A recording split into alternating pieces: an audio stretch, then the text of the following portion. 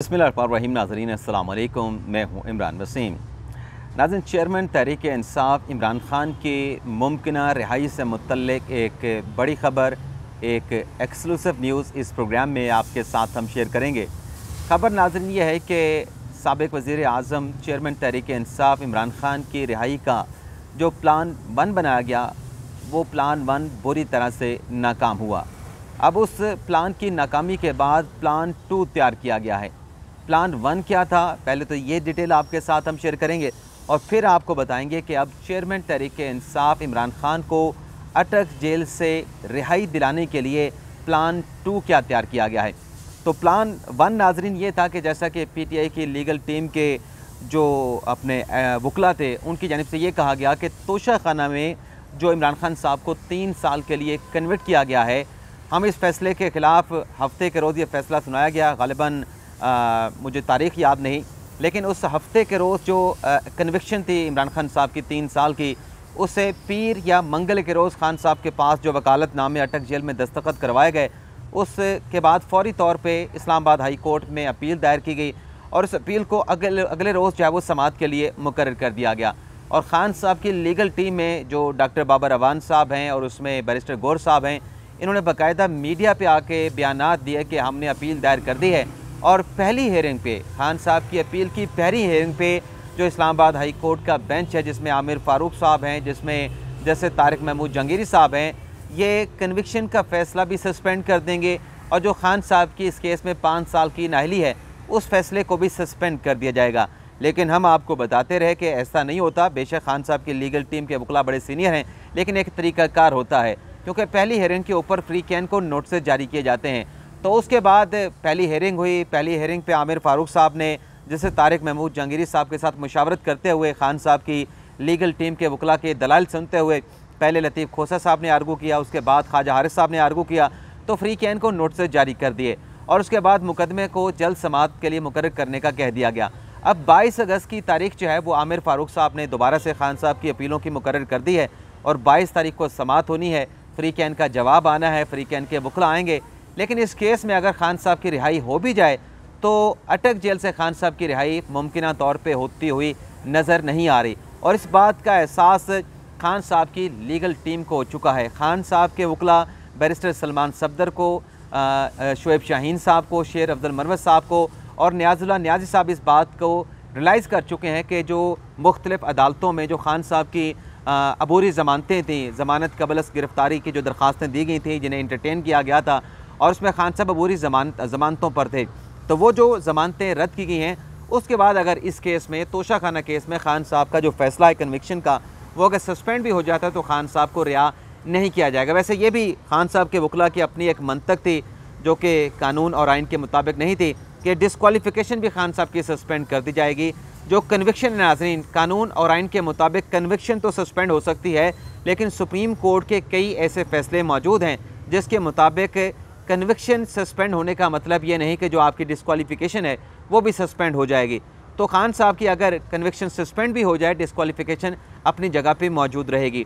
खान साहब पाकिस्तान तहरीक इंसाफ के जो चेयरमैन का ओहदा है, इलेक्शन कमीशन के फैसले के बाद जब तक ये डिस्क्वालिफिकेशन यानी मजमूई तौर पर यह फैसला तोशा खाना का सस्पेंड नहीं होता, मतलब कलअदम नहीं होता, सेटिस्फाइड नहीं होता, खान साहब पार्टी के चेयरमैन नहीं बन सकते, खान साहब इलेक्शन नहीं लड़ सकते, खान साहब MNA नहीं बन सकते, खान साहब MPA नहीं बन सकते। तो देखते हैं 22 अगस्त को जो भी फैसला है, लेकिन ये तो राइटिंग ऑन द वॉल है कि तोशा खाना केस में फैसला सस्पेंड होने के बावजूद भी खान साहब अटक जेल से बाहर नहीं आ पाएंगे। अब खान साहब की रिहाई को यकीनी बनाने के लिए या मुमकिन बनाने के लिए पाकिस्तान तहरीक इंसाफ इमरान खान साहब की लीगल टीम ने अब प्लान 2 तैयार किया है। प्लान 2 क्या है, इसकी तफसीलात आपके साथ हम शेयर करते हैं और इस प्लान में चीफ जस्टिस बंदयाल साहब को भी इन्वॉल्व करने के जो है वो इंटेंशन है खान साहब की लीगल टीम की। कैसे इंटेंशन है, एक नाज़रीन एक पटिशन तैयार की गई है आर्टिकल 184(3) जो कि चीफ जस्टिस उमर बंदयाल साहब का सुप्रीम कोर्ट का सो मोटो का अख्तियार है।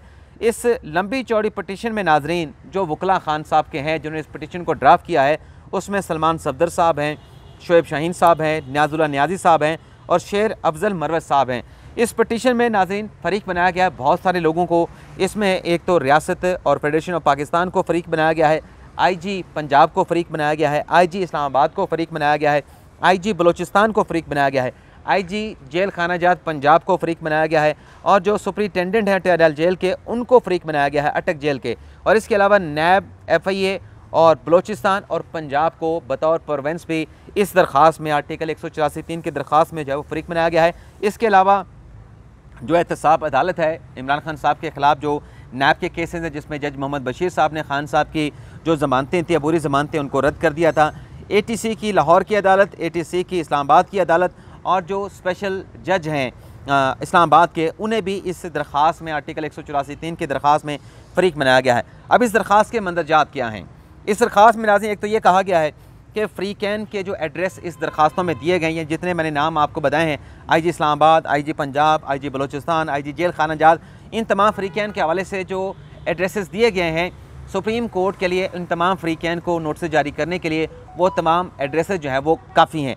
और इस दरख्वास्त में ये कहा गया है कि इस दरख्वास्त के ज़रिए हम सुप्रीम कोर्ट की मदाखलत चाहते हैं, इंटेलिजेंस चाहते हैं कि जो अवामी मफादा आमा के इशू के ऊपर सुप्रीम कोर्ट अपना फ़ैसला इस केस में इमरान खान की दरख्वास्त के ऊपर सादर फरमाए। दरख्वास्त में कहा गया है कि अदालत आइन के आर्टिकल 9, 14, आर्टिकल 19A, 24 और 25 की इन्फोर्समेंट और बुनियादी हकूक़ के तहफ़्फ़ुज़ को यकीनी बनाए। इस दरख्वास्त में नाज़रीन 14 कानूनी सवाल कह लें या 14 कानूनी नुकात जो हैं वो सुप्रीम कोर्ट के सामने रखे गए हैं। इस दरख्वास्त में जो पहला सवाल उठाया गया वो ये है कि क्या सियासी इंतकाम का निशाना बनाने के लिए जो मुसलसल फ़ौजदारी मशीनरी का इस्तेमाल किया जा रहा है, इससे क्या अवाम का अदलिया पर जो एतमाद है वो मजरूह नहीं हो रहा। दूसरा सवाल ये उठाया गया, क्या ट्रायल कोर्ट का टेक्निकल ग्राउंड पे जो इमरान खान साहब की अबूरी ज़मानतें थीं बेल बिफोर अरेस्ट के हवाले से, उनको जो रद्द किया गया, क्या ये ट्रायल कोर्ट का फ़ैसला इनके आर्टिकल 4 और 10A की ख़िलाफ़ वर्जी नहीं है। तीसरा सवाल जो कानूनी सवाल वो ये उठाया गया, क्या ट्रायल अदालत ने अदम हाज़िरी पे जो दरख्वास्तें इमरान खान साहब की बेल बिफोर अरेस्ट की मुस्तरद की हैं, क्या ये फ़ैसला ट्रायल कोर्ट का बिल्कुल दुरुस्त है। चौथा सवाल ये उठाया गया है, क्या अदालत का ये अख्तियार नहीं था कि वो जो रियासती मशीनरी है, जो रियासती हुकाम है, उन्हें यह हुक्म देती कि वो इमरान खान को अदालत में पेश करते। अच्छा, यहाँ पे नाज़रीन एक पाँचवा सवाल भी है, 3, 4 और जो पाँचवा सवाल है कि अदालत की सवाबदीद थी, लेकिन अदालत ने अपने सवाबदीद का अख्तियार इस्तेमाल ना करके, यानी खान साहब को अदालत में पेश करने का हुक्म ना दे के इंसाफ का कत्ल तो नहीं किया। ये 3 नाज़रीन ऐसे सवाल हैं, सवाल नंबर 3, सवाल नंबर 4, सवाल नंबर 5, जो कि हाई कोर्ट्स के हवाले से हैं। यानी जिन केसेस में खान साहब की अबूरी ज़मानतें बेल बिफोर अरेस्ट की खारिज की गई हैं, इसके ऊपर हाई कोर्ट में, लाहौर हाई कोर्ट में और इस्लामाबाद हाई कोर्ट में अपीलें होना चाहिए थी। लेकिन यहाँ पे हुआ ये है कि हाई कोर्ट में अपीलें दायर करने के बजाय, ट्रायल कोर्ट के ज़मानतें मुस्तरद करने के ऑर्डर्स को चैलेंज करने के बजाय बराह रास्त सुप्रीम कोर्ट से रजू किया गया है। तो बज़ाहिर तो नज़र आ रहा है कि इन दरख्वास्तों के ऊपर सुप्रीम कोर्ट के स्टार की जानिब से एतराज़ लगाया जाएगा और ये कहा जाएगा कि आपके पास अल्टरनेट हाई कोर्ट का फोरम मौजूद था, तो फिर आप सुप्रीम कोर्ट क्या लेने आए हैं। तो ये बड़े अहम सवाल हैं और इसके ऊपर जो कानूनी इंटरप्रटेशन है वो भी बड़ी अहम है।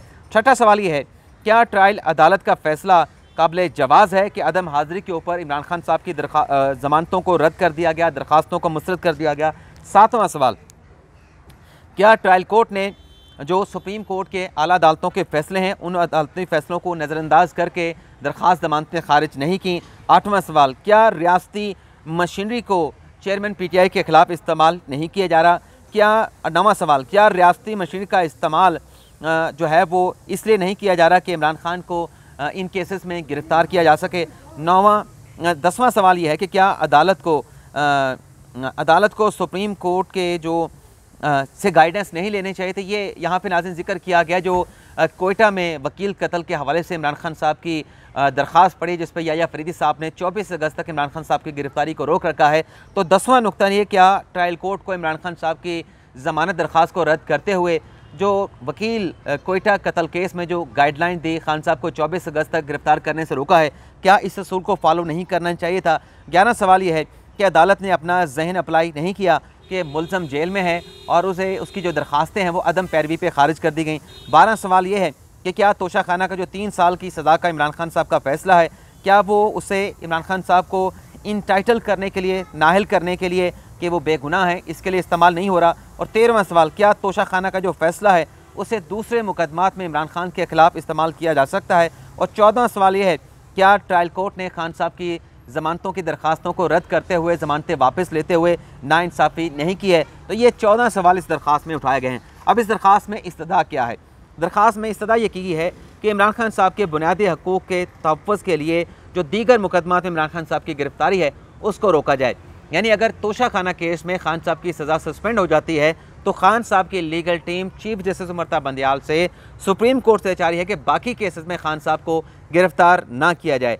और इसके अलावा इसमें यह कहा गया है कि जिन मुकदमात में टेक्निकल ग्राउंड्स पे इमरान खान साहब की ज़मानतों को रद्द किया गया है, ज़मानतें वापस ली गई हैं, दरख्वास्तों को रद्द किया गया है, उन केसेस में भी इमरान खान साहब की गिरफ्तारी को रोका जाए और निगरान हुकूमतों को, वफाकी और सूबाई निगरान हुकूमतों को ये हुक्म दिया जाए कि वो इमरान खान को सियासी इंतकाम का निशाना ना बनाए और इमरान खान के बुनियादी हकूक़ के ख़िलाफ़ वर्जी ना की जाए।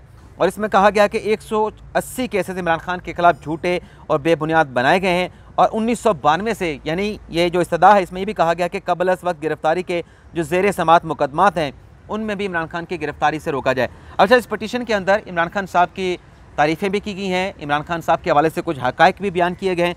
एक तो ये कहा गया कि इमरान खान साहब बड़े ईमानदार सियासतदान में से एक हैं पाकिस्तान के, और आलमी सतह पे इमरान खान साहब की बड़ी इंटीग्रिटी है, बड़ी साख है, बड़ी उन्होंने इज़्ज़त कमाई है और पाकिस्तान के लिए उन्होंने कई अवार्ड जो है वो जीते हैं। और इमरान खान साहब का जो सफ़र है वो 1992 का वर्ल्ड कप जीतने से शुरू होता है। इमरान खान साहब ने कैंसर हॉस्पिटल बनाया है जहाँ पर लोगों को मुफ्त कैंसर का इलाज जो है वो दिया जाता है। PTI खान साहब ने बनाई, PTI सियासी जमात बनाई और खान साहब की जो जद्दोजहद है जो 20 से 22 या 27 साल की है उसमें जमहूरियत को मजबूत करने के लिए, अदलिया की आज़ादी के लिए और इंसाफ की फरहमी की जद्दोजहद है। और इसमें यह कहा गया कि खान साहब ने एक तवील जद्दोजहद के बाद वो पाकिस्तान के 22वें वज़ीर आज़म भी बने। तो ये एक दरख्वास्त अब सुप्रीम कोर्ट ऑफ पाकिस्तान में दायर कर दी गई है और ज़ाहिर सी बात है कि दरख्वास्त दायर होने के बाद अब जो बॉल है वो सुप्रीम कोर्ट ऑफ पाकिस्तान की कोर्ट में मौजूद है।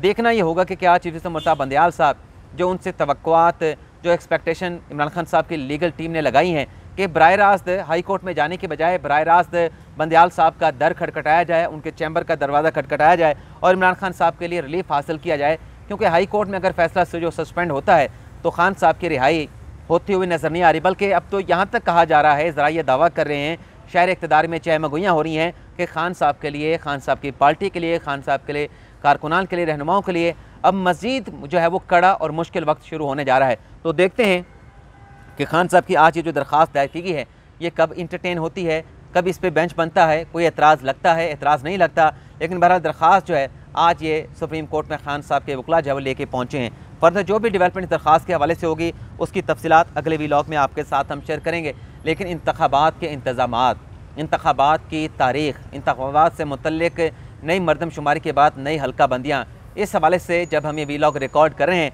इलेक्शन कमीशन में अहम इजलास जारी है। इस इजलास में जो भी फैसला होगा इसकी डिटेल भी अगले व्लॉग में आपके साथ हम शेयर करेंगे।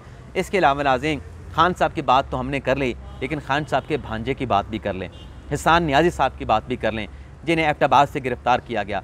एबटाबाद से गिरफ़्तार करने के बाद उन्हें कोयटा पुलिस के हवाले किया गया और फिर लाहौर पुलिस ने भी ख़त लिख दिया कि हमें भी कोर कमांडर जिन्ना हाउस हमले में, तोड़फोड़ में, जलाओ गिराव में हिसान नियाज़ी साहब की हिरासत दरकार है। तो उनके वालिद हफीज़ुल्लाह नियाज़ी साहब ने अपने बेटे हिसान नियाज़ी की गिरफ़्तारी के मामले पे लाहौर हाई कोर्ट में दरख्वास्त दायर की। लाहौर हाई कोर्ट ने उस पर समाअत भी की है और समाअत करने के बाद जो फ़रीक़ैन है, जिसमें IG पंजाब है, चीफ सेक्रेटरी पंजाब है और दीगर मुतल्लिक़ा फ़रीक़ैन हैं, उन्हें यह हुक्म दिया गया है कि हिसान नियाज़ी को आइंदा समाअत पे लाहौर हाई कोर्ट में पेश किया जाए। तो देखते हैं कि खान साहब के भांजे हिसान नियाज़ी को 18 अगस्त की तारीख दी की है, कल पेश करते हैं, नहीं करते। तो ये भी एक नाज़रीन बड़ी अहम डेवलपमेंट हुई है। इसके अलावा ऑडियो लीक्स के हवाले से जो साबिक चीफ जस्टिस मियां साकिब निसार के बेटे नजम साकिब साहब ने इस्लामाबाद हाई कोर्ट से रजू किया था, कल की समाअत का हाई कोर्ट ने हुक्मनामा जारी कर दिया है। नजम साकिब साहब की दरख्वास्त पे सेक्रेटरी दाखिला को, सेक्रेटरी दिफा को और जो PM के सेक्रेटरी हैं उन्हें ज़ाती हैसियत में आइंदा तारीख को 4 सितंबर को बुला लिया गया है और उनसे जवाब भी मांगा गया है और बयान हल्फी भी मांगा गया है और इस नुक्ते पर भी जवाब मांगा गया है कि जो ऑडियो लीक्स हैं उनकी कानूनी और आइनी हैसियत क्या है। तो ये था नाज़रीन आज का हमारा वीडियो लॉग। आपसे इजाज़त चाहते हैं। अल्लाह ताला हम सबका हामी नासिर हो। अपनी दुआ में याद रखिएगा। अल्लाह हाफ़िज़।